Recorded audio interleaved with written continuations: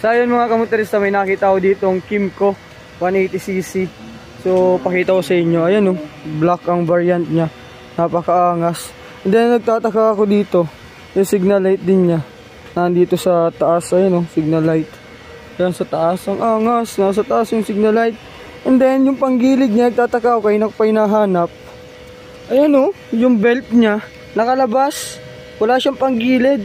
Ibig sabihin less maintenance kasi wala siyang bola, wala siya nung torque drive.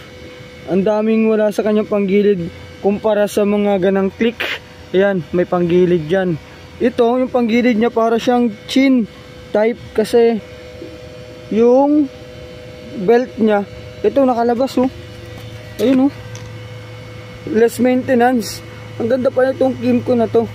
Tapos monoshock siya, yung shock niya isa lang.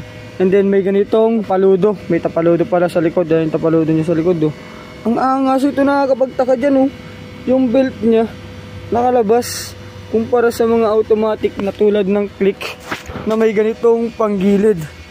So ayan, may panggilid to pag ganitong click. Ayan, panggilid. And then meron din siyang air filter. Asa yung air filter nito, Kymco? Nasa yung air? Tingin mo, nasa ng air filter niyan, pre? Pero parang radiator yun Tapos ito, ang ganda. PTM Tech.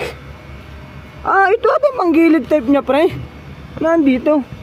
So comment nga kayo mga kamotorista kung ano itong tawag dito sa area na to. Ano mga nakalagay sa loob nito. Para siyang panggilid. Baka ito yung panggilid niyan. Tapos naka-disc brake na rin siya. Ayan disc brake sa likuran. So specification. Tapos digital. Ang maganda pa nito, dalawa pa yung panel. May panel dito, may panel pa rin dyan. Ang angas Ganda ng specification pala ng Kymco. And then hindi pa siya keyless, disusi pa siya. And then pagkakaalam ko ito, lagayin ito ng gasolina. Then USB charging port, ayan, charging port. Tapos ito, ang pagkakaalam ko, lagayin ito ng gasolina. Gasolina, ang ganda. Meron din siyang passing light. Ito sa switch, high, low, turn left.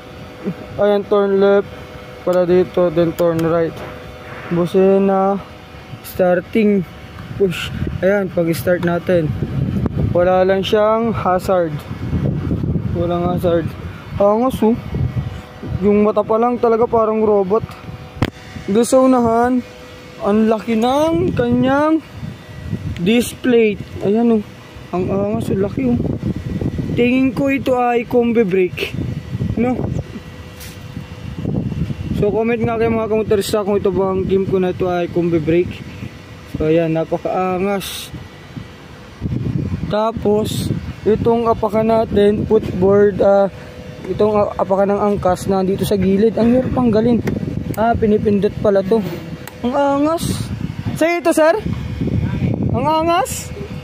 Less pala siya sa maintenance, walang panggilid, wala siyang bola.